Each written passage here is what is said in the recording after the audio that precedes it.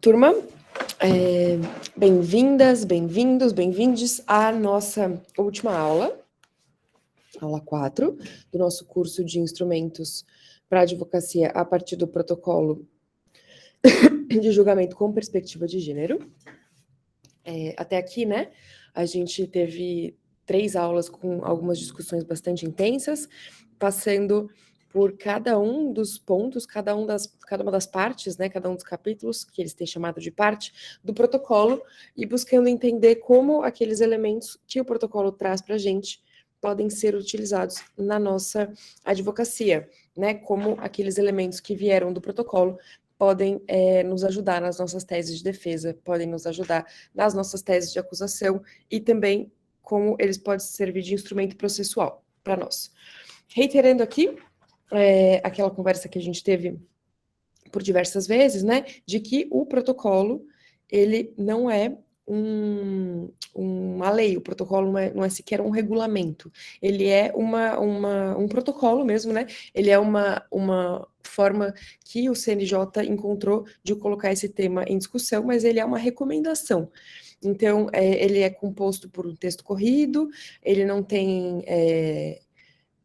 artigos, não tem dispositivos, não tem cláusulas, né, não tem normas que possam ser aplicadas diretamente, então é diferente da legislação e mesmo dos acordos internacionais, né, que a gente fala, segundo a cláusula terceira do acordo tal, segundo a norma tal, demando que seja aplicado de tal e tal forma, o protocolo não garante esta forma de aplicação. O que ele está propondo para a gente, ele está propondo para a magistratura, né, para o julgamento ali, que ele tem uma sensibilidade maior para as questões de gênero e propõe algumas ferramentas para que o julgamento, para que a aproximação com o processo, e que para a aproximação com as partes, e que para o entendimento, né, o conhecimento do processo, se dê de uma forma que não seja cega a gênero, e como a gente conversou, quando eu digo cega a gênero, não é que não vê o gênero, né, mas a cegueira para gênero impede que a gente verifique e que a gente, e que o juiz, né, analise as especificidades e as necessidades particulares das mulheres e das pessoas LGBTQIA+, durante o processo. Então, feito esse disclaimer todo, me apresento novamente, né? Meu nome é Taina Góes, eu sou advogada e pesquisadora em Direito e Gênero, estou atualmente coordenadora do Núcleo de Direito e Diversidade da ESA aqui, da OAB, ESA OAB São Paulo, e sou também conselheira de política pública para mulheres do município de São Paulo até este ano. E vamos lá para a aula 4, já começamos aqui com um errinho, né? Na aula 3 é a aula 4, e nesta última aula, a gente vai fazer uma discussão que extrapola um pouquinho o protocolo, mas vai trazer discussões importantes que promovem, né, que abarcam aí um certo avanço no que o protocolo está nos propondo e uma certa aplicação prática em alguns casos, né, eu vou discutir alguns casos práticos aqui com vocês, de como este protocolo poderia ter sido aplicado e quais as ferramentas que esse protocolo traz para a gente, que poderiam ter mudado muito a história das mulheres em determinados casos que a gente, enfim, acompanhou na mídia aí nos últimos tempos. Então, vamos lá, o primeiro tema que a gente vai tratar aqui são os limites e a potência da estratégia de falar publicamente sobre os casos de violência de gênero. E eu vou aqui começar com esta conversa, né, uma discussão aqui do porquê a gente... porque existe, né? Porque existe essa condição de falar publicamente sobre os casos de violência, porque é tão estigmatizado e porque gera tanto tralalá, tanta conversa, né? Quando casos de violência de gênero são discutidos em vias públicas. A gente tem visto nos últimos anos, né? Principalmente, que diversas mulheres... voltei. A gente tem que diversas mulheres se utilizam das redes sociais e das vias públicas, né, principalmente redes sociais, para fazer denúncias de violências de gênero, violências sexuais e violência doméstica que elas tenham sofrido. Esse é um fenômeno, de certa forma, recente, né, por 2 motivos principais. O primeiro motivo é pelo fato de que as redes sociais propiciam esse tipo de espaço, esse tipo de fórum público, onde essas informações podem ser veiculadas, onde você consegue ter um espaço para publicar essas coisas e um espaço que seja visto pelos seus conhecidos, enfim, você tem o potencial de que seja lido, né, sua denúncia seja lida por diversas pessoas. Então, as redes sociais são um elemento importante na construção desse novo fenômeno. E uma segunda coisa bastante relevante é o fato de que as mulheres têm denunciado mais os casos de violência, né? Um grande avanço aí no movimento feminista, nos movimentos feministas, né, dos diversos feminismos, e um avanço na advocacia e na pressão contra o Estado para um melhor acolhimento das questões de gênero e dos casos de violência de gênero, tem feito com que mais mulheres efetivamente denunciem, que é um pouco do que a gente sempre conversa quando a gente vai falar sobre os dados de violência de gênero, né? Quando a gente fala assim, ano após ano, a gente tem um aumento. Ano após ano, a gente tem um aumento dos casos de violência de gênero, dos casos de violência doméstica, dos casos de feminicídio. É o que tem acontecido, né? Fora o momento da pandemia, onde a gente teve um aumento extremamente expressivo, um aumento muito rápido, e com motivos bastante explanáveis, né, com motivos bastante palpáveis, o aumento dos casos de violência de gênero, eles têm que ser lidos a partir de duas perspectivas. A primeira é que de fato pode ser é possível, né, que em determinados contextos, em determinadas regiões, por determinados motivos, razões, a violência de fato aumente, mas o segundo é o fato de que as mulheres passaram a denunciar mais. Isso é fato, né? Isso é demonstrado pelas pesquisas e isso faz, obviamente, com que os dados de violência doméstica tenham um aumento progressivo, né, na maior parte das vezes. É importante colocar que essa questão da denúncia, né, das violências de gênero, ele é bastante importante, e o fato da gente ter um aumento dessas denúncias também significa que a gente tem um aumento da atenção pública e um aumento das políticas públicas voltadas às mulheres, né? As políticas públicas, elas são feitas em razão, em função das estatísticas, não por outro motivo. A Lei Maria da Penha já previa lá em 2006 que deveriam haver maior investimento e criação de órgãos específicos do Estado para a realização de pesquisas relacionadas à violência doméstica e violência de gênero, para que pudesse, então, orientar melhor as políticas públicas de gênero, né, que são feitas a partir de estatísticas. Então, feito toda essa digressão, né, que é importante, a gente tem um aumento de casos de denúncia pública por conta do fenômeno das redes sociais e também por conta das mulheres se sentirem mais seguras para denunciar, respaldadas pelos movimentos feministas e respaldadas pela pressão dos movimentos e das advogadas feministas contra o Estado. Bom, se, né, a gente tem esse aumento, se a gente tem essa melhora na condição de denúncia, porque as mulheres optam por fazer essas denúncias nas redes sociais, que obviamente são espaços onde não haverá um tratamento jurídico, né? Então, um dos primeiros elementos que a gente usa para discutir do porquê as mulheres vão falar desses casos publicamente é justamente por conta das falhas de enquadramento do sistema judiciário. E daí a gente retoma um pouco a importância do protocolo e a importância de aplicação do protocolo, né? Muitos casos, né? Acho que aqui a maior parte do pessoal atua em casos de gênero, em muitos casos penais acontece de uma denúncia, um boletim de ocorrência, né, virar uma investigação, a investigação ser extremamente mal feita, não raro não é ouvida nenhuma testemunha, e aí o inquérito policial é arquivado, sem oferecimento de denúncia, sem investigação, sem nada. Não falha outras vezes também, a chegada, né, do processo judicial e a forma como o processo judicial de violência de gênero é carreado é muito deficitário, e a vítima, né, de violência de gênero acaba sendo revitimizada pelo sistema. Muitas vezes os processos eles são absolutórios, né, absolvem o acusado por falta de prova, falta de investigação, etc. E um terceiro momento, né, dessa falha do sistema judiciário justamente o fato de que muitas mulheres temem chegar até uma delegacia e fazer uma denúncia, que é porque tem medo de serem humilhadas, desacreditadas, que é porque são mulheres que têm uma experiência muito ruim com a delegacia e o sistema policial como um todo, né?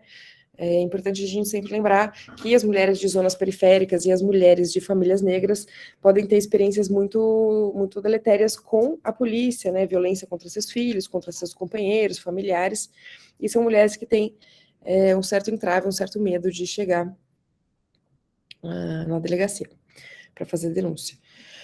De forma que um dos motivos pelos quais as mulheres optam por fazer denúncias em grupos de WhatsApp, ou denúncias coletivas, ou denúncias nas redes sociais, é justamente as falhas de enquadramento do sistema judiciário. Essas falhas que o protocolo está tentando resolver. Um segundo motivo que leva essas mulheres a fazer essas denúncias públicas é justamente a contraposição ao pacto de silêncio da masculinidade.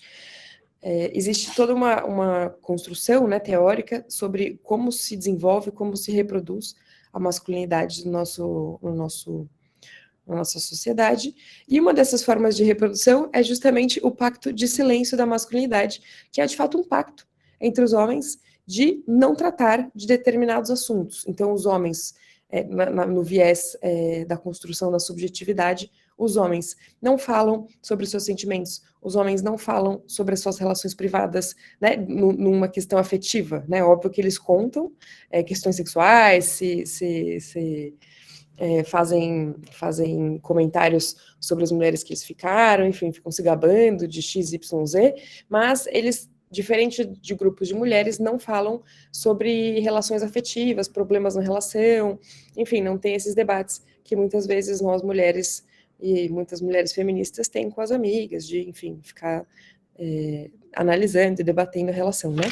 Os homens não fazem isso em geral, né? A masculinidade clássica, óbvio que nem todo homem, mas a média, né? A masculinidade clássica não conversa sobre esses assuntos com seus amigos, e em casos de violência de gênero, de denúncia de agressão, etc., existe um pacto de silêncio dos homens, que é justamente não falar sobre isso, não apontar o dedo não apontar o dedo para o colega que está sendo denunciado, enfim, não cobrar respostas, não cobrar nada, nenhuma atitude diferente desse colega que está sendo denunciado, justamente porque existe este pacto de silêncio, que ele serve justamente para manter as mulheres, na verdade, ele é o pacto de silêncio da masculinidade, mas é o que? A masculinidade silenciando as mulheres. Então, todas as vezes que existem denúncias, né, os homens se aquietam, se silenciam. Acho que a gente pode ver muito bem esse fenômeno como ele aconteceu nas últimas 2 semanas, né, com relação ao juiz do trabalho que foi denunciado. Não sei se vocês acompanharam, mas nos primeiros 3, 4 dias, eu pelo menos não vi nenhum homem se pronunciando sobre a questão, nenhum homem se pronunciando sobre o que tinha acontecido, e muitos homens diziam que não sabiam do que estava acontecendo, né, que não sabiam dos casos de agressão e dos casos de denúncia, o que não é possível. Se em uma semana, né, o Me Too Brasil lá, conseguiu, parece que estão em 87 narrativas de abuso do juiz, né, contra o juiz, denúncias contra o juiz, chega a ser bastante curioso o fato de que nenhum homem, nenhum colega, quer do Damásio, quer do tribunal, tenham sabido de qualquer agressão ou qualquer assédio que ele tenha cometido, né?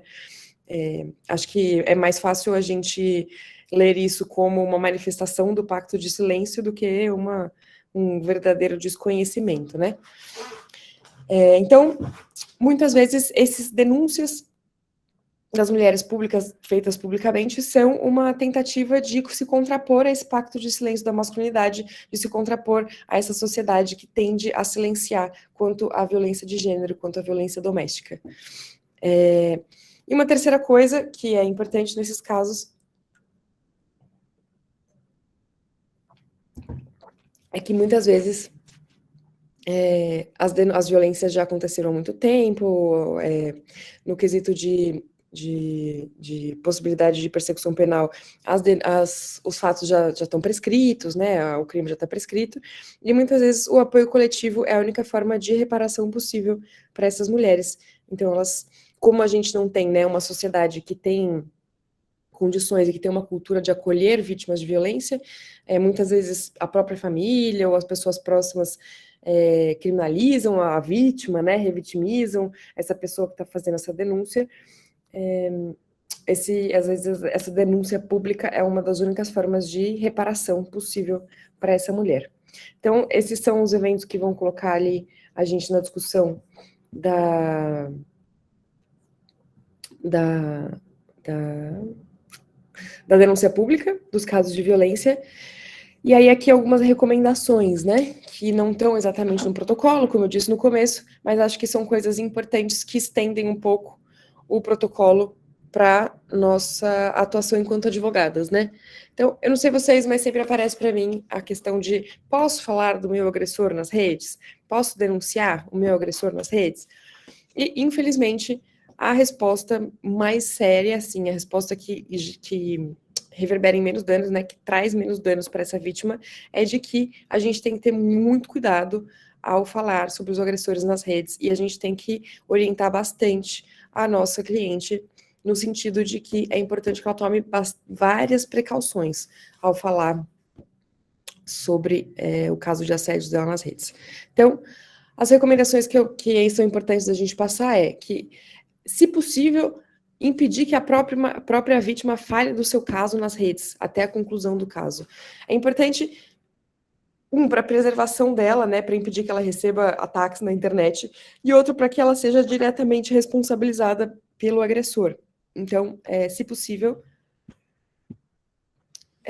pedir para pessoas próximas ou colegas, se for o caso de fazer essa denúncia coletiva, de fazer essa denúncia por ela. E é sempre interessante que a denúncia não seja individual, que a denúncia seja feita de forma coletiva. Então, eu já acompanhei vários casos onde a vítima, ela recorre às suas colegas, às suas parceiras, às vezes pessoas de grupos de trabalho, sei lá, uma vez eu acompanhei o caso de uma DJ que pediu para uma organização de DJs falar da situação dela, já acompanhei o caso de uma atriz que pediu para uma rede de atrizes falar do caso para ela. Então, essas denúncias coletivas e que não partam da própria vítima são interessantes. É interessante criar esse tipo de dinâmica e criar esse tipo de possibilidade. Óbvio que nem sempre é uma realidade, né? Nem sempre é possível, mas é uma forma de proteger a vítima e de também evitar que ela sofra processos, né? Além disso, é recomendável evitar expor o nome, o endereço, a fotografia do agressor, assim como qualquer detalhe do caso que possa identificá-lo. Sei que isso às vezes, não é exatamente o que a cliente quer ouvir, né? Mas o principal é, mesmo que vá narrar, que não seja a própria vítima, ao narrar esses casos publicamente, enquanto o processo ainda está em curso, enquanto ainda está em investigação, é importante, ela pode falar, mas não falar nome, endereço e fotografia do agressor, o que eu já vi acontecer várias vezes. Ou qualquer detalhe que se utilize para identificá-lo. Então, às vezes ele é famoso, às vezes ele é conhecido, e você usa detalhes para identificá-lo, detalhes que permitem a identificação dele. Isso pode atrair processos, né? De quais processos a gente está falando aqui? A gente está falando de possíveis processos penais, de calúnia, difamação, e também processo de indenização por danos morais, por danos à imagem e danos à personalidade. Não aconteceu uma, não aconteceu duas, não aconteceu 3 vezes, são diversas vezes em que os acusados, eles movem processos penais e processos cíveis contra as denunciantes. E nesse caso é importante lembrar sempre que os veículos de comunicação também podem ser demandados por divulgar informações. Os veículos de comunicação, imprensa, jornalistas, muitas vezes também são demandados judicialmente por falar do agressor, dos fatos, da denúncia, e é importante que os veículos de comunicação também recebam a recomendação, caso o cliente seja efetivamente um veículo, que esses cuidados sejam tomados, né, de preservar o nome do agressor, preservar qualquer elemento que possa identificá-lo. Eu vou falar um pouquinho mais sobre a questão da mídia.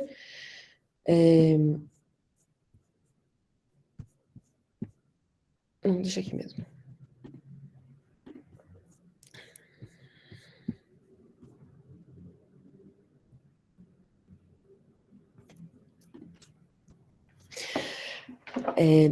E aí tem um tema super interessante, que também não está no nosso protocolo, mas eu adicionaria ele num protocolo da advocacia para a litigância com perspectiva de gênero, e é esse tema do assédio judicial ou do assédio processual. Vocês já ouviram falar disso? Alguém já ouviu falar disso?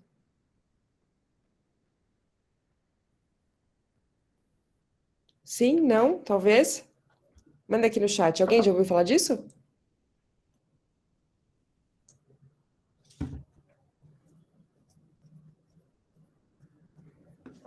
Última aula tá todo mundo cansado, né? Vocês estão aí?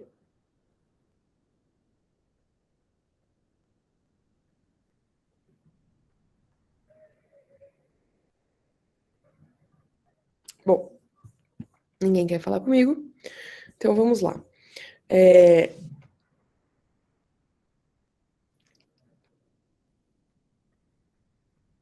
Agora que chegou tudo.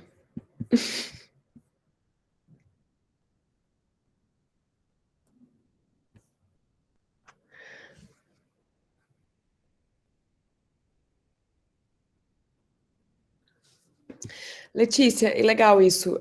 Eu já vou responder todo o resto, mas essa dúvida do slide anterior é o seguinte: no caso do agressor foragido, aí muda de figura. Eu não, acho que eu não deixei nítido, né? Deixa eu voltar lá.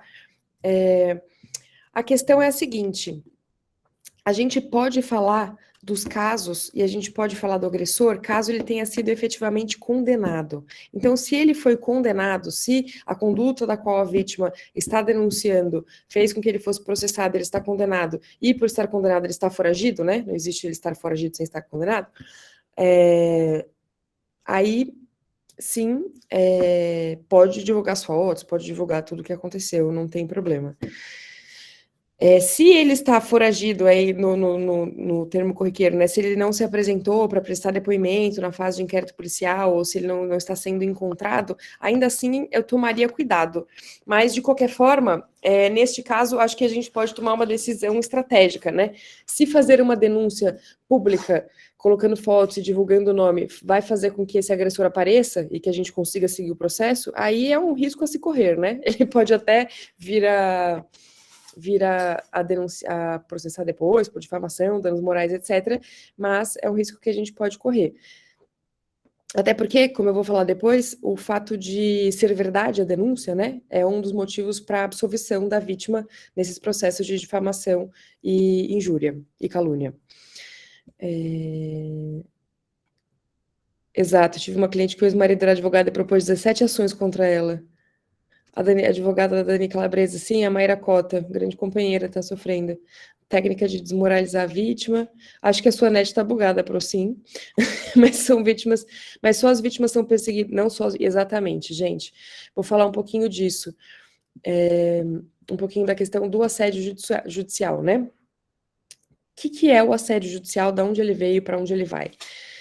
O assédio judicial ou o assédio processual, ele é um instrumento, uma estratégia de defesa que é utilizada, vem sendo utilizada não só em casos de violência sexual, mas vem sendo utilizadas em casos de litigância estratégica.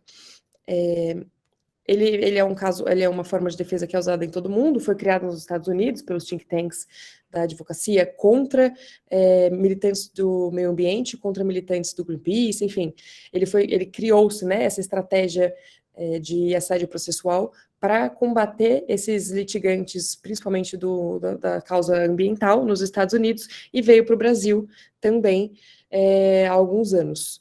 O primeiro caso, a primeira decisão que condenou uma empresa por assédio judicial é de 2018, tá? A decisão do STJ, né, de Tribunal Superior, é de 2018 e vai condenar uma empresa por assédio judicial, por ela ter movido inúmeros processos contra um agrupamento de famílias que estava ocupando um terreno do qual a empresa estava requerendo, demandando a reintegração de posse, e as famílias que lá moravam estavam demandando o uso capião. Durante o processo, para conseguir efetivamente impedir que essas famílias se defendessem, que essas famílias seguissem com o processo, essa empresa de altíssimo poderio econômico entrou com diversas ações contra essas famílias, e aí ações relacionadas ao terreno, ações relacionadas a outras coisas, e começou a encarecer loucamente o processo para essas famílias, né? de forma a impedi-las de continuar no processo judicial. O advogado dessas famílias entrou com um pedido de indenização por assédio judicial e ganhou. Ganhou a indenização. E o STJ determinou, então, que ele reconhece a existência da figura do assédio judicial, e o assédio judicial é justamente um abuso do direito de ação, um abuso, então, do direito de ajuizar demandas, com o intuito não de se defender ou de demandar algum direito, mas sim de impedir que a outra parte tenha o integral acesso à justiça e de impedir que a outra parte siga no processo, né? Então, o STJ ali definiu o que seria assédio judicial em 2018 e foi fundamental porque nos últimos anos, né, a gente tem tido esse tipo de defesa, esse tipo de assédio judicial muito utilizado contra mulheres que denunciam agressores, principalmente agressores ricos, agressores famosos, enfim, todos esses casos. Essa transmutação da estratégia de defesa desses casos empresariais, esses casos de violência doméstica para violência sexual, foi criada novamente, né? Foi desenvolvido esse belo conhecimento técnico, foi desenvolvido nos Estados Unidos, principalmente a partir do Me Too. O que aconteceu nos Estados Unidos foi que criou-se um movimento gigantesco, né, de denúncia na internet, de casos de assédio. Então, começou com os casos de assédio de produtores, da indústria cinematográfica, depois de atores, enfim, depois diversos casos de assédio começaram a ser denunciados pelas mulheres nas redes, com a hashtag MeToo, o que, enfim, criou um grande movimento feminista pela visibilização dos casos de violência sexual, de violência de gênero, mas também criou toda uma série de processos contra essas mulheres denunciantes. Diversas delas foram processadas pelos seus denunciados por difamação, por injúria, por calúnia, enfim, foi um avalanche de processos, e a técnica, a estratégia de defesa utilizada nesses casos ficou chamada nos Estados Unidos como SLAPP, que é uma sigla para essa estratégia de defesa de proibição da participação pública, de proibição da denúncia pública. A prática, ela como já é bem conhecida de todas nós, né? Ela é uma prática de distribuição de seguidas ações contra vítimas testemunhas, de forma a intimidar e encarecer os custos das demandantes, né? É importante aqui verificar as várias faces dessa intimidação. Primeiro, e mais importante, uma vítima de violência sexual, de violência de gênero, é uma vítima vulnerável, ela foi vulnerabilizada por conta dessa agressão, e o fato dela ter conseguido realizar essa denúncia já é uma sobrevivência, né, já coloca na posição de sobrevivente, ela conseguiu passar pela violência e conseguiu denunciar, conseguiu falar publicamente sobre essa violência. Então, essa estratégia tem como principal elemento fragilizar essa vítima ainda mais, tentar silenciá-la e assustar as demais vítimas, ou assustar as demais mulheres que tenham alguma intenção de denunciar. A segunda coisa é que um processo judicial, nós somos advogadas, a gente está acostumado, mas para a maior parte das pessoas, mover um processo judicial e principalmente sofrer um processo judicial já é um tormento em si, né? Já é uma punição em si. Eu tinha uma colega que falava que, às vezes, para o cliente inocente, só um cliente que é inocentado, né, só o processo já tinha sido uma pena, né, a pessoa que não é inocente sofreu um processo penal, e só passar pelo processo já é uma punição, já é uma pena. Então, essas estratégias de mover processos contra denunciantes já é uma punição contra elas, já é uma tentativa de puni-las por terem feito essa denúncia. Uma terceira face que a gente pode elencar desses casos é justamente Só um minuto.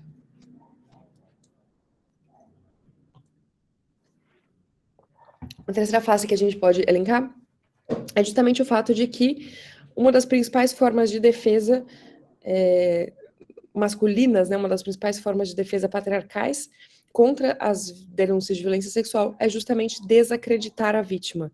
Então, a ideia desses processos silenciar primeiro, segundo, punir pelo próprio processo, terceiro, é macular e desestabilizar a honra dessa mulher, né? Então, a ideia é criar uma imagem pública de que, olha, esse homem tem tanta certeza de que ele é inocente, ele tem tanta razão, que ele está, inclusive, processando essa mulher para que ela, por conta dessas denúncias, né? Então, a ideia de criar-se uma narrativa de incredulidade e de inconformismo desse homem falsamente acusado, que está, inclusive, movendo um processo judicial. Isso faz parte da construção da narrativa, né? Foi bastante usada no caso lá do Johnny Depp contra a Amber Heard, que ele moveu diversos processos contra ela, ele moveu processos de difamação, enfim, moveu processos de violência, né? Sendo ele a vítima de violência contra ela. Tudo isso para criar essa narrativa pública de que ele era um injustiçado, de que ele estava inconformado com o que estava acontecendo. E por fim, acho que a quarta face mais importante dessa estratégia, né, é justamente aumentar os custos judiciais, de forma que fique quase impossível para a vítima se defender, né. Em geral, são agressores denunciados com alto poder econômico, para quem pagar um advogado, enfim, é migalha, né? É trocado no bolso, mas que estão avançando juridicamente contra mulheres que não têm tanto poderio econômico e acaba ficando apertado para elas, né? E acaba criando mais um elemento de angústia, que é justamente como pagar os custos judiciais, como pagar os advogados e as advogadas. E aí eu coloquei aqui, né? Esse tipo de assédio judicial também é utilizado para silenciar a imprensa e jornalistas. Não é incomum que a imprensa e jornalistas recebam. Só um minuto. Que a imprensa e jornalistas também recebam ações por difamação, por divulgação de notícias, etc. Acho que aqui tem um caso bastante emblemático, que eu não sei se vocês acompanharam, que foi o caso da jornalista Amanda Audi contra o agressor dela, que eu não vou falar o nome para não ser processada também. Vocês acompanharam esse caso? Então, eu e outras duas colegas fomos advogadas da Amanda Audi, então acompanhei de camarote a situação. A Amanda, que era do Intercept. A Amanda, né, o caso dela, ele é bastante emblemático. Ela sofreu quase todas as violências institucionais, assim, que não sejam a prisão. A Amanda Audi fez uma denúncia, fez um boletim de ocorrência por um caso de estupro, e essa denúncia dela não foi investigada, mal foram ouvidas as testemunhas, o denunciado não foi chamado para depor, e o inquérito dela foi arquivado. Não só o inquérito dela foi arquivado, como ela sequer foi avisada que o inquérito dela tinha sido arquivado. Muito tempo depois, quando ela foi atrás, descobriu que esse inquérito tinha sido arquivado, e ela ficou revoltada e fez uma postagem no Instagram dela e no Twitter dela, falando: conheçam o meu agressor, este aqui e o nome dele, a foto dele, denunciando essa agressão. E na sequência, o Intercept e a Folha fizeram matérias com ela sobre essa situação. Obviamente, o denunciado ficou enfurecido com a situação, não só por conta de ele ter sido denunciado, né, mas porque ele também era casado no período em que ela narra os fatos, então, assim, um macho completo, né? Mas ele ficou enfurecido e queria provar a qualquer custo que ela estava mentindo, né? Ele queria dizer que a qualquer custo ela estava se utilizando do nome dele para, enfim, crescer nas redes sociais, lacrar nas redes sociais, etc. Esse era o discurso dele. De forma que ele moveu, primeiro, um processo contra a Amanda, pedindo para que ela fosse impedida de falar dos casos publicamente. E ele ganhou essa liminar, ela de fato foi impedida de falar publicamente sobre esse caso. E aí, o que aconteceu na sequência foi que ele começou a dar entrevistas e ele começou a se manifestar na internet sobre o caso, ia twittar sobre o caso, ia falar que ele era inocente, que ela era mentirosa, e não sei o que, blá, blá. E aí, enfim, entramos com uma ação contra ele, pedindo para que ele silenciasse, para que ele, então, não pudesse falar do caso nas redes sociais. Não satisfeito com isso, ele entrou com uma ação penal contra a Amanda, por difamação, calúnia e injúria, e uma ação de indenização por danos morais contra a Amanda no tribunal, na Justiça Comum, na Justiça Civil, também por indenização por ferimento aos direitos da personalidade e direito de imagem, e, não satisfeito, ele entrou contra a ação contra todos os veículos de comunicação que haviam postado, que haviam feito as notícias sobre o caso ou que haviam compartilhado, e contra 10 pessoas aleatórias, usuários do Twitter, que compartilharam o tweet da Amanda Audi. Basicamente isso, ele moveu mais de 20 processos, na somatória toda ele moveu mais de 20 processos por conta dessa denúncia dela. Para vocês terem uma ideia de como pode chegar longe, né, essa situação. E aí, coisas interessantes deste caso, né, o primeiro, e a primeira recomendação de sempre que eu dou para as pessoas e para as clientes é: tenham uma assistente de acusação no inquérito policial. Não adianta deixar o inquérito policial correndo sozinho. Em casos de violência de gênero, em casos de assédio sexual, é muito difícil que ele corra bem sozinho. E depois do arquivamento, enfim, começa a ficar mais complicado. A segunda coisa é que, neste caso, né, a Amanda Audi estava também bastante irritada e empenhada, então a gente combinou de ir para a ofensiva também, né, que é uma opção, que é uma das possibilidades nesse tipo de caso. Então, no momento em que ela foi silenciada pela liminar, que impedia ela de falar publicamente pelo caso, e ele começou a falar, a gente entrou com uma ação também para silenciá-lo, né, e isso já aumenta a narrativa de que, bom, são duas partes, não se sabe quem está com a razão, né, você já recalibra a narrativa pública. A segunda coisa interessante que a gente fez nesse caso foi que quando ele entrou com um processo por difamação, calúnia e direitos da imagem contra ela, a gente entrou com uma reconvenção pedindo o mesmo, porque ele tinha falado, né, publicamente sobre o caso dela, então a gente pediu uma reconvenção dos danos morais que ele estava pedindo, e a gente militou ali pelo afastamento dos tipos de calúnia e injúria, principalmente, né, por conta do fato do inquérito ter sido arquivado e não ele absolvido de fato.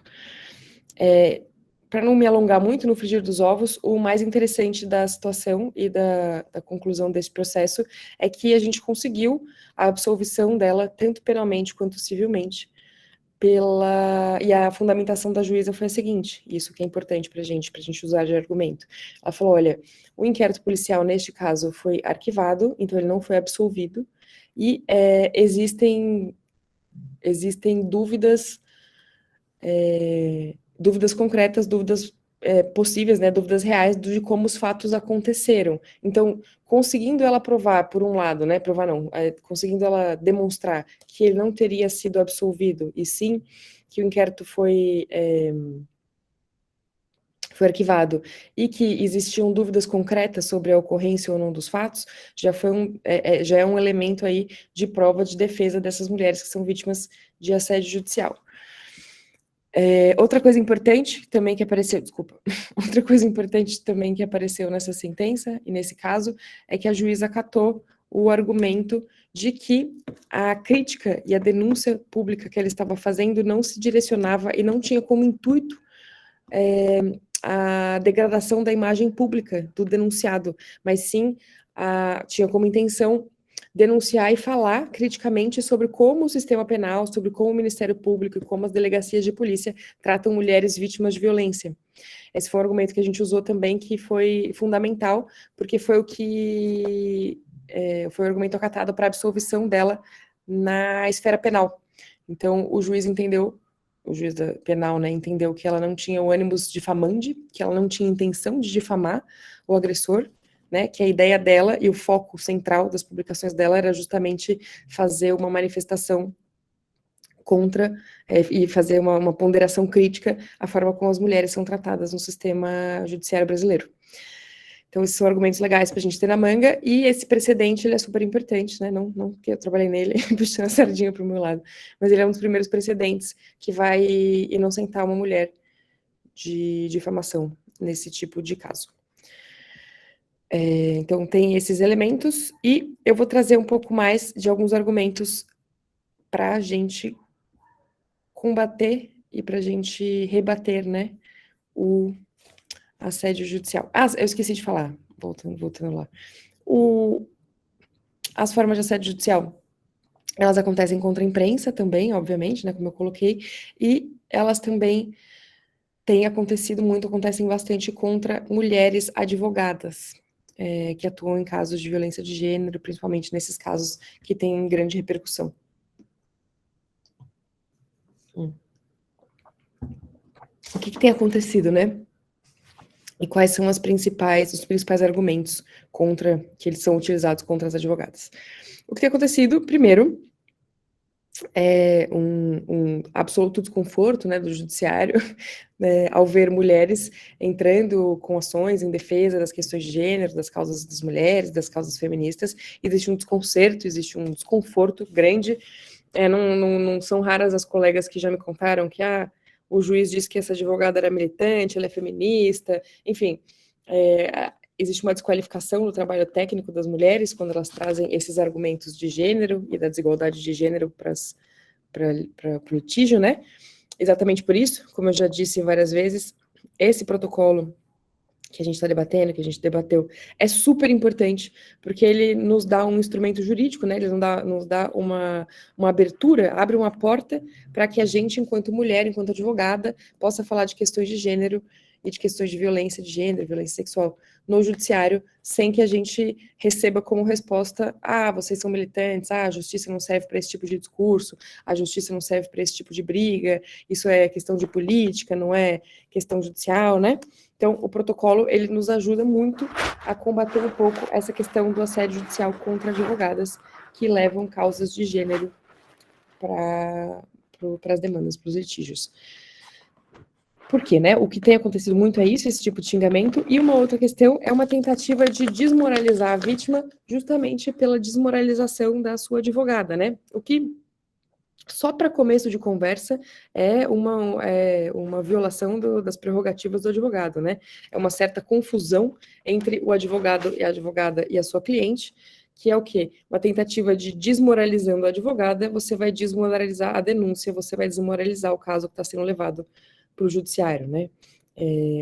Obviamente, absolutamente uma forma de machismo, uma forma extremamente patriarcal, mas, para mais que tudo, é uma violação das prerrogativas da advogada, né? Da advocacia em si.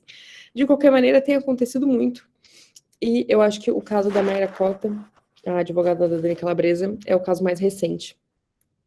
Então, que medidas devemos tomar? Veja só que loucura.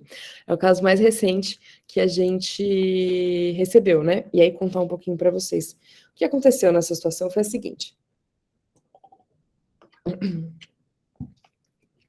Parte da estratégia da denúncia do Melhem foi justamente a realização de manifestações e de denúncias públicas do que estava acontecendo.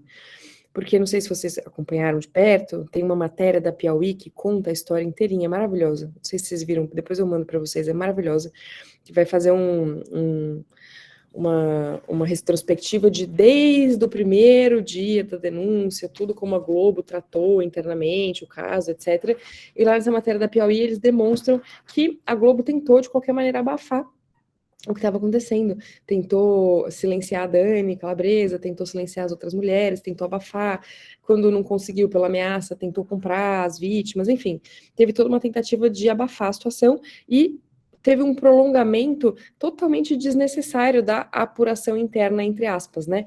Então, a Globo, ao receber as denúncias pela ouvidoria, decidiu que faria uma apuração interna, Globo Lixo, decidiu que faria uma apuração interna dos fatos, e só que levou meses fazendo essa apuração, entre aspas, e óbvio que eles estavam tentando baixar a temperatura, né, apagar o fogo e tentar passar ilesos, né, tentar passar um pano para essa situação e botar debaixo do tapete. De forma que, com essa dificuldade toda e com a dificuldade de você mover um processo penal, né, uma investigação penal contra uma pessoa tão grande, quanto um roteirista global, com toda a Globo por trás, etc., a estratégia que elas abordaram, que elas utilizaram, né, nessa abordagem, foi justamente fazer uma denúncia pública, para contar, então, com a comoção pública, para contar com essa necessidade, né, de resposta pública, então, como uma forma de conseguir efetivamente que essa denúncia fosse tratada. Então, elas fizeram isso de caso pensado, começo de conversa, né? E elas tomaram todos os cuidados necessários quanto a isso. Então, as advogadas dela tinham procuração para falar publicamente sobre o caso, as vítimas tinham autorizado que ela falasse publicamente sobre o caso, desse entrevistas, enfim, tinha toda essa coordenação, né, por trás. Só que o que aconteceu foi que os advogados do Melrin e o Melrin em si decidiram que eles iam, de qualquer maneira, tentar desmoralizar a Mayra Cota, que é advogada, e tentar desclassificar. E o argumento, a tese central deles era a seguinte, né? Que a Mayra Cota estava em conluio com a Dani Calabresa, e ambas inventaram essa história e decidiram publicizar essa história para crescer, né, para ter a sua imagem projetada com um trampolim da imagem do Maurício Melren, e que elas estavam se utilizando tudo com fins comerciais e com fins artísticos para crescer na carreira. Essa era a argumentação, essa foi a argumentação dos advogados do Melren, e eles abriram 11 representações contra a Mayra Cota no Tribunal de Ética da OAB, no TED. Foram 11 representações, falando mais diversas coisas, que ela não tinha procuração, que ela não podia falar publicamente, que ela feriu os dias, aquilo outro, e a única condenação dessas 11, né, ela foi absolvida de 10, a única condenação que eles conseguiram foi dizendo que ela estava que ela estava ferindo o código de ética da OAB, porque ela estava mercantilizando a profissão. Por quê? Porque em dado momento, olha só que absurdo, né? Em dado momento, o Think Yoga, que é uma organização feminista, publicou algumas informações sobre o caso da Dani Calabresa, sobre o caso do assédio, né? Assédio de artistas e tal. E aí a Mayra Cota repostou e colocou ali um link, colocou ali uma menção para consultoria que ela tinha com outra colega, para uma empresa de consultoria em gênero que ela tinha com outra colega. E aí, por conta desta publicação no Instagram, que ela compartilha um material do Think Olga, colocando o link da Veredas, né, que era a consultoria dela, exatamente, ela foi condenada em primeira instância por mercantilizar a profissão. Então, a tese de que ela estaria se utilizando desse caso para cooptar clientes. Mas ela foi absolvida das outras 10 acusações, e enfim, óbvio que não é uma condenação neutra, né? Óbvio que alguém deve ter mexido uns pauzinhos ali para conseguir essa condenação, mas de qualquer maneira foi uma condenação branda, perto do que eles estavam procurando. Eles queriam que ela perdesse, que ela fosse expulsa da ordem, né? Que ela perdesse a carteira funcional, mas ela só foi condenada, advertida, em primeira instância, neste caso, que é absurdo. Que assim, realmente, o detalhe do detalhe do detalhe, né? Inclusive, cria-se um precedente muito ruim para todas nós. De qualquer maneira, outra coisa bastante importante desse caso é que, como vocês devem saber, né? Como a gente sabe, o gato aqui. Como a gente sabe, os processos do TED, eles são absolutamente sigilosos, para não divulgar o nome do advogado, enfim, para não macular a imagem do advogado, que é uma profissão que trabalha muito com a imagem, não macular essa imagem, pelo menos até o trânsito em julgado. E a gente teve o fato de que o resultado de primeira instância dessa representação do TED foi veiculado, ninguém sabe por quem. Alguém lá de dentro, enfim, ou os advogados do Melrin vazaram essa decisão de primeira instância, o que é mais uma forma de assédio processual absolutamente ilícita, né, neste caso, porque eles feriram o dever de sigilo ali quanto à denúncia. Abriu-se uma investigação para descobrir quem foi que vazou essas informações e, enfim, vamos descobrir se foram mesmo os advogados dele ou não. Como se proteger de assédio judicial, né? Eu vou até compartilhar com vocês aqui. Falei com uma jornalista do UOL essa semana. Peraí.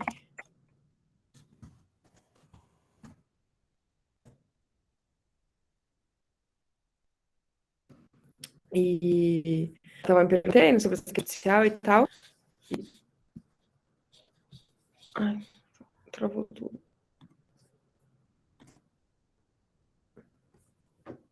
Estava me perguntando essa questão de assédio judicial e perguntou assim: mas você não tem medo de pegar os casos? Você não tem medo de ameaça e tal? Eu falei: olha, medo a gente sempre tem, né? O medo, ele tá sempre aí, mas assim, se a gente está militando, né, litigando para que as mulheres tenham coragem de denunciar, tenham interesse, tenham condições de denunciar, nós, enquanto advogadas, também temos que procurar a melhor forma de nos proteger, mas faz parte, ossos do ofício, né, faz parte da nossa escolha profissional, da nossa escolha diária.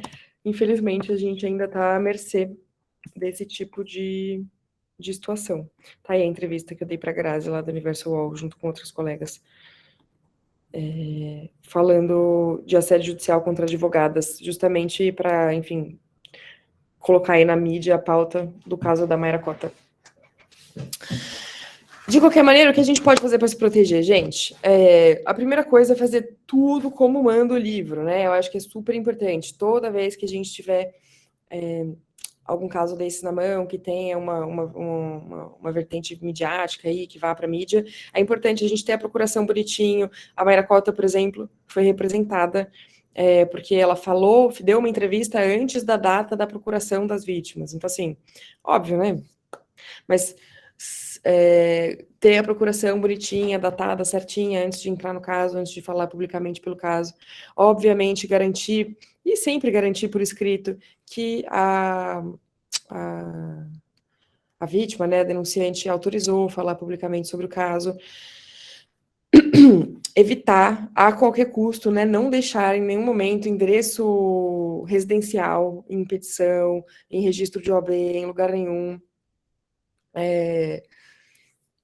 Acho que em caso de ameaça, né, fazer imediatamente a denúncia, fazer boletim de ocorrência em caso de ameaça de morte, enfim, comigo nunca aconteceu, mas conheço advogados que passaram por isso, procurar imediatamente a comissão de prerrogativas da OAB, que pode ajudar nesses casos, né, então eles vão ali ajudar no registro das ameaças, eles vão ajudar na defesa, eles vão ajudar, enfim, garantir medida protetiva para advogada, vejam só, caso seja necessário, mas é sempre bom estar próximo aí da OAB, da Comissão de Prerrogativas, porque o trabalho deles é justamente a defesa dos advogados neste tipo de caso. Gente, é isso, assim, faz parte da vida da advogada, né? Não tem como a gente impedir as pessoas de nos processarem, o que a gente pode fazer é nos proteger para que a gente tenha certeza de que a gente esteja fazendo tudo da melhor forma possível. Então, assim, cumprindo as regras do Código de Ética do advogado, né? O que não pode fazer de maneira alguma. E os dois principais motivos de condenação geral, não só de mulheres que sofrem assédio, advogados que sofrem assédio, mas em geral não, que não tem nada a ver com a gente aqui, né? Mas não distribuir, não reverter o dinheiro de determinada ação para o cliente. Então, você basicamente roubar os proveitos pecuniários do cliente, é um dos principais motivos. O segundo é a mercantilização da profissão, exatamente fazer publicidade não autorizada.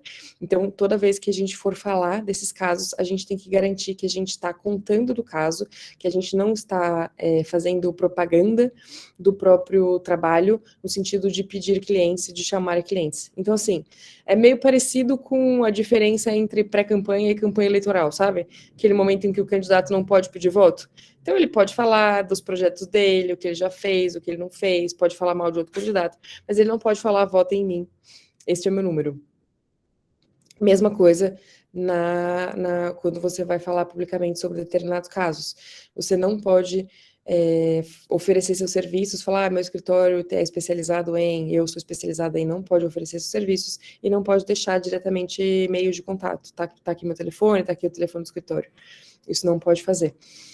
Que foi mais ou menos, né, o que eles disseram que a Mayra Cota fez, que foi justamente... não, e mais importante, né, o que eles dizem que a Mayra Cota fez foi utilizar da advocacia para oferecer serviços não advocatícios. Então, a gente também não pode falar de um caso publicamente. Então, eu estou aqui contando um caso para vocês e falar, eu sou sócia de uma empresa que faz compliance de gênero para as empresas evitarem que esse tipo de coisa aconteça entre os trabalhadores, enfim, para que as empresas evitem que isso aconteça dentro dos ambientes delas. Isso não pode também. Então, tem que tomar estes cuidados principais e manter a documentação em ordem, contrato em ordem, procuração em ordem, e assim, gente, é isso, né? Se acontece qualquer coisa dessas, a gente vai se defender e vai dar tudo certo. Não tem problema.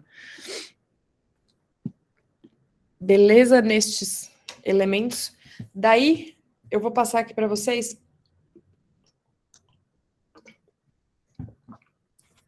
alguns argumentos em direito comparado para a gente absolver as nossas clientas e nós mesmas, se for o caso, de processos por difamação, injúria e calúnia, e todo esse cabedal de processos aí que eles movem contra a gente, que a gente vai chamar de assédio processual. Por que argumentos em direito comparado? Olha só que legal. Aqui no Brasil, a gente só tem essa decisão do STJ, eu garanto, eu já procurei muito, a gente só tem essa decisão do STJ que vai falar, então, sobre assédio judicial, e não é, em nenhum caso, relacionado a questões de gênero. Nos Estados Unidos, por conta da enxurrada de processos que veio com o Me Too, vários estados, né, os Estados Unidos têm uma legislação diferente, eles são uma federação, então cada estado pode ter a sua própria lei, enfim, eles têm maior competência estadual para determinar algumas coisas. E lá nos Estados Unidos, vários estados, por razão do Me Too e por razão de vários acusados no Me Too se utilizarem dessa estratégia processual, né, de assédio judicial ou de SLAPP, como eles chamam lá, vários estados criaram legislações de proteção às vítimas e às denunciantes em casos de denúncia pública na internet. Olha que legal. Uma coisa que a gente não tem aqui, que a gente está sonhando aqui, né? Mas vários estados criaram legislações específicas sobre isso, que vão proteger, então, as mulheres que estão fazendo essas denúncias públicas na internet. E aí, eu peguei os argumentos que essas leis trazem, peguei as proteções, né? As normas de proteção que esses argumentos fazem, que essas leis fazem, para a gente estudar como argumentos em defesa aqui no Brasil, né? Nossa área de litigância, para a gente estudar como argumentos de defesa que podem ser usados nesses processos. Então, assim, como é que funcionam as leis lá nos Estados Unidos? Em alguns estados, né? Eles vão criar algumas barreiras para esses processos de difamação, calúnia e injúria contra denunciantes que fazem denúncias públicas. Eles vão criar algumas limitações e falar, ó, a depender de como é que foi a denúncia, a depender de como é que foram os fatos, e a depender do que aconteceu e de como é que foi a conclusão do processo, né, pelo assédio, você não pode entrar com essa ação, ou essa ação, ela não pode ser bem sucedida, essa ação de danos morais por direito à imagem. E aí, quais são os argumentos que a gente pode usar e que vem dessas leis, né? Um deles é que alguns estados prevêem a suspensão do processo de danos morais por calúnia, difamação e injúria até a finalização da ação de violência e de assédio, até a finalização, então, da ação do processo que está verificando se de fato aconteceu aquele assédio, se de fato aconteceu aquele estupro, aquela violência. Então, é o seguinte, né, quando lá nos Estados Unidos, acho que é na Califórnia que é esse, quando o cidadão vai lá distribuir o processo, fala, não, vou processar a mulher ali, porque ela postou no Instagram dela que eu assediei ela. Aí o judiciário vai receber essa ação e vai falar, olha, cidadão, o processo onde ela está acusando o senhor de assédio, ele ainda está em curso? O senhor já foi absolvido? O senhor já foi condenado? O processo está em curso? Aí o cidadão fala, bom, sim, o processo está em curso. Ele fala, então não vou nem chamar a vítima para se defender, esse processo vai estar suspenso até o final da ação penal. E até o final da ação penal que está verificando ali, que está investigando se ocorreu ou não assédio. Legal, né? Aqui não tem isso, óbvio, mas o que a gente pode fazer é justamente, principalmente em ações penais, né? Onde o tipo penal, né? Para vocês terem uma condenação penal, você tem que ter uma conduta que seja adstrita ao que está descrito ali no tipo penal. A gente pode muito bem usar este tipo de argumento. Falar, olha, o cara entrou com uma ação de calúnia, difamação e injúria, ação penal, só que a ação que está verificando se aconteceu a violência ou assédio ou não, ainda não terminou. Então, a gente não pode condenar uma mulher por calúnia se, eventualmente, o que ela falou for verdade, né? A gente não pode condená-la por difamação se, eventualmente, o que ela falou é só a verdade da história dela. Então, suspende o processo penal, suspende esse processo aí, indefere ou suspende, até que o outro processo tenha terminado, beleza? Esse é um argumento que cola, foi um dos argumentos que colou na ação da Amanda Audi também. A gente utilizou e foi bem recebido. O juiz gostou dessa ideia. E aí,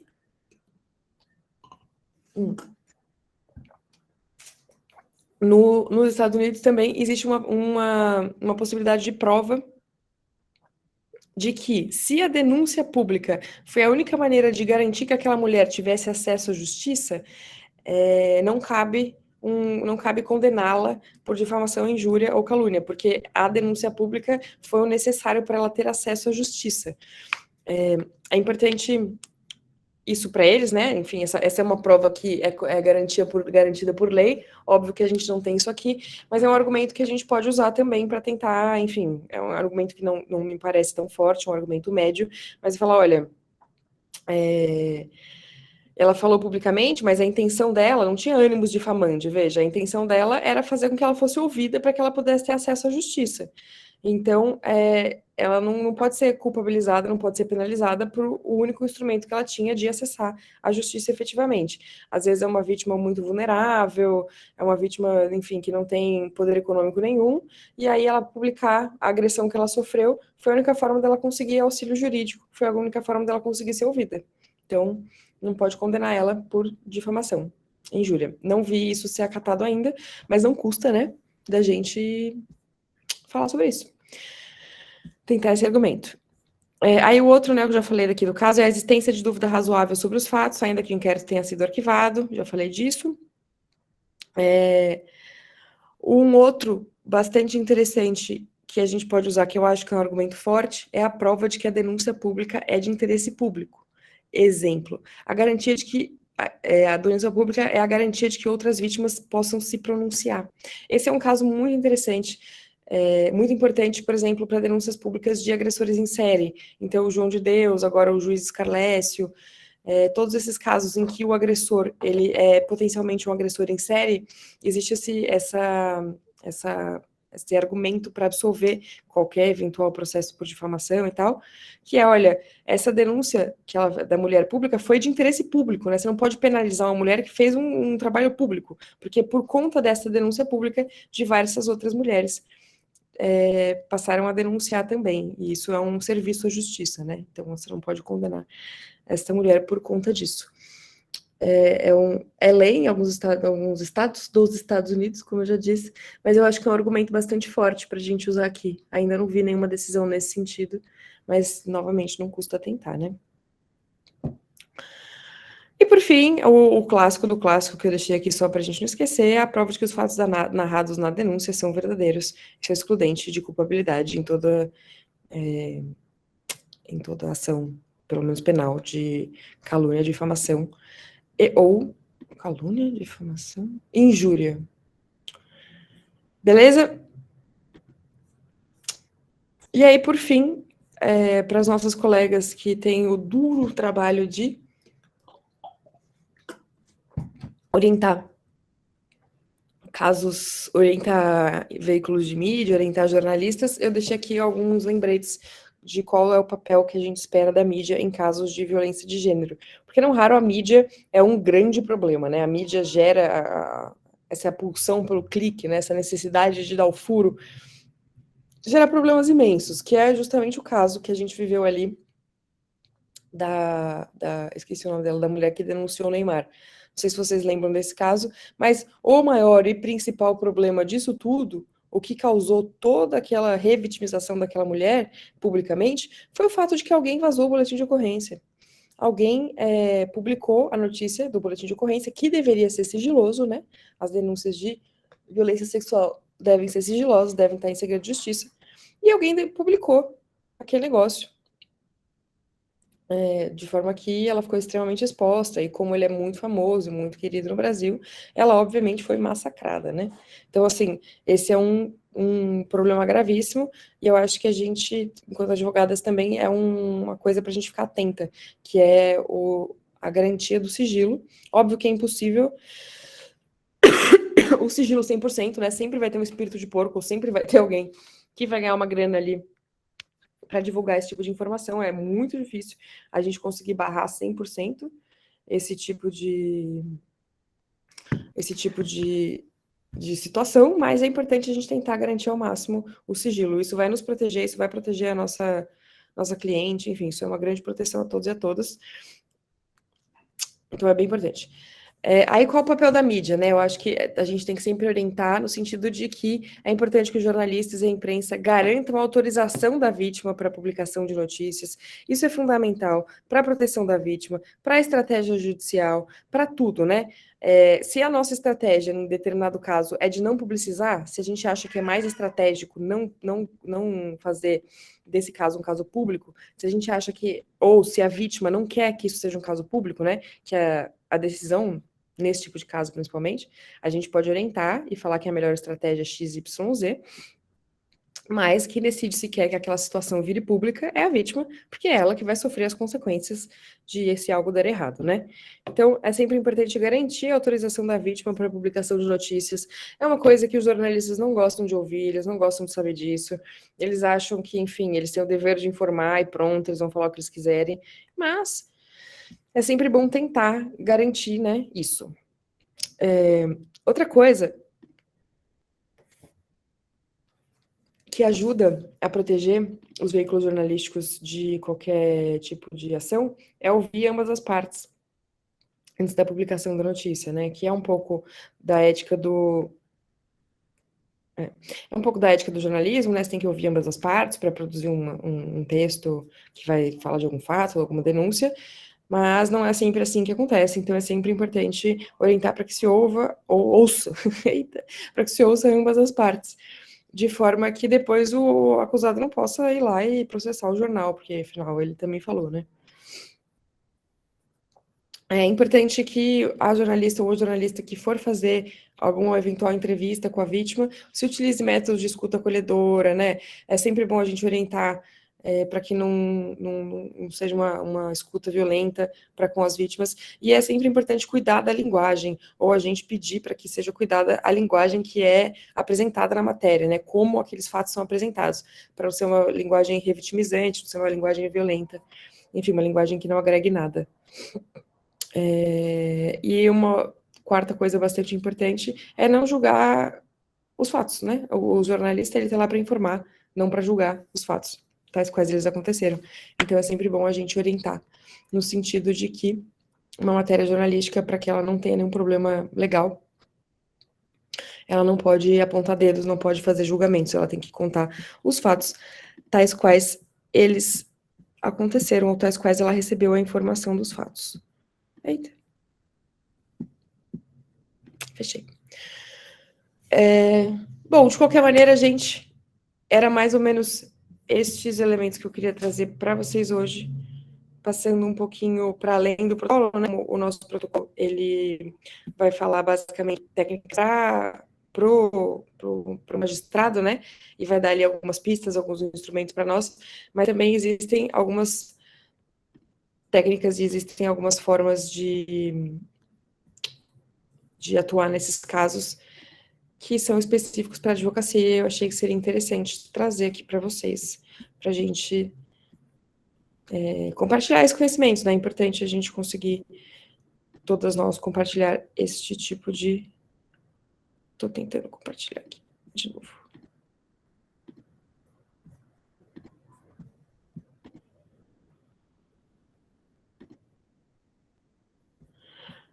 É importante que a gente esteja, enfim, consiga dividir esse conhecimento para a gente conseguir avançar a atuação do judiciário, né? Eu sempre falo que quem avança o judiciário, quem move o judiciário é a advocacia, não são os juízes. Então, por enquanto é isso, gente. Agora aquele finalzinho, aquela raspinha para a gente debater coisas, debater informações que vocês trazem, dúvidas, qualquer coisa que vocês queiram colocar aqui, tá aberta a palavra. Eu vou lendo o chat.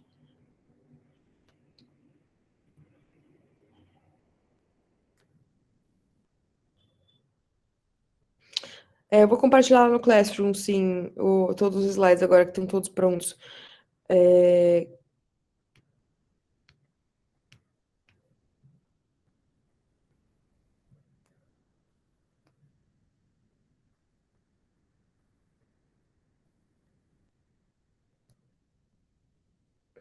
As aulas ficaram gravadas, Mariana.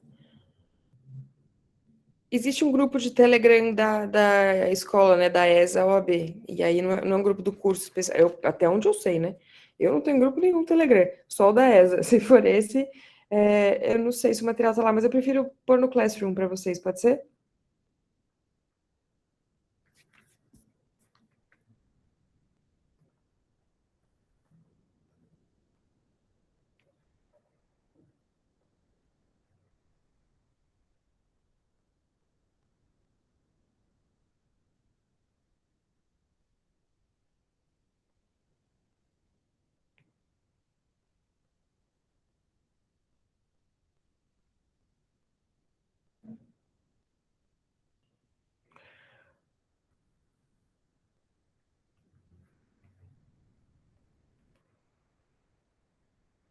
Obrigada, gente, pelo carinho. Eu também acompanho vocês lá nas redes.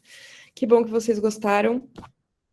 Se vocês quiserem dar algum feedback também, falar o que vocês sentiram falta, o que vocês acharam que foi mais legal, para eu ir melhorando o curso, né, para as próximas vezes. Sentiu falta de um pouco sobre o protocolo nos processos de família. Legal, legal. Vou dar uma atenção a isso, Lilian. Eu acho que tem uma aula onde eu falo um pouco disso, mas não muito mesmo. Gente, eu não sei até quando ficam disponíveis as aulas. Acho que para sempre.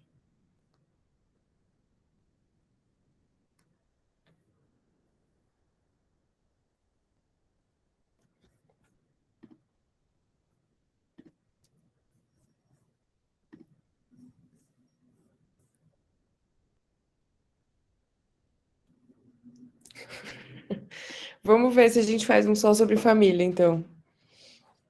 Legal, legal.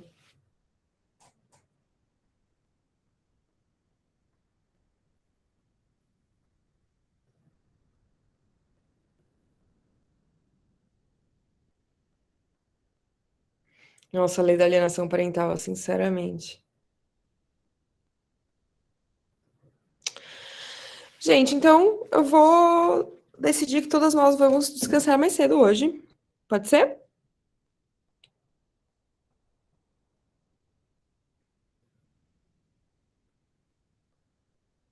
Elizabeth, eu não sei se o desembargador que estava querendo, que reclamou da criança vai ser advertido. Tá tendo uma movimentação, foi aberto um processo contra ele de investigação, né? Mas, né? Legal, gente. Vamos fazer um novo curso, então, só sobre família. Eu vou providenciar, nem que eu não dê, eu vou ver se alguma colega faz. Com certeza. Fiquem aí de olho na ESA que vai ter curso sobre família. Tá bem? Queridas, o meu e-mail tá disponível, o meu Twitter, Instagram, tá tudo lá disponível. Se vocês quiserem conversar, perguntar alguma coisa, a gente tá aqui à disposição, tá bom? Um beijão, muito obrigada por tudo. Foi uma delícia estar com vocês. Super ativa essa turma. E até brevíssimo, gente. Um beijo.